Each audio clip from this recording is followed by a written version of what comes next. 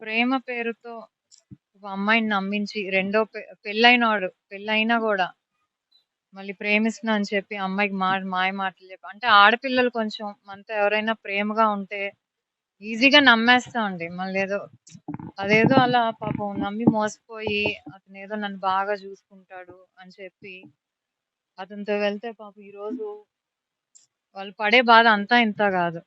నిజంగా ప్రేమించినోడైతే అంత దారుణంగా చంపుతాడా అనేది వాళ్ళ బాధ.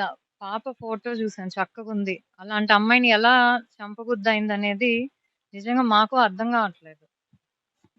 అలాగే దీంట్లో వాళ్ళకి ఏదైతే జరిగిందో అన్ని కూడా అర్జీ రాసిచ్చారు. దాని మీద కూడా విచారణ చేస్తాము. అలాగే పాపను తీసుకురాలేము, కనీసం వెనక్కి తీసుకురాలేము.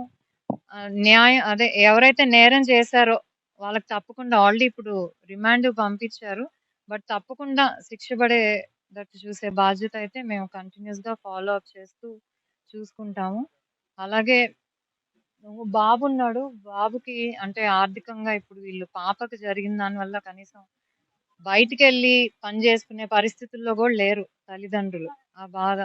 సో అట్లీస్ట్ వాళ్ళకి గవర్నమెంట్ నుంచి ఏమన్నా ఆర్థిక సహాయం కానీ, అట్లీస్ట్ బాబుకి ఏమన్నా అట్లీస్ట్ ఒక ఉద్యోగం కానీ చూస్తే కనీసం వాళ్ళ బాధ కొంతవరకు తగ్గించిన వాళ్ళు అవుతాము.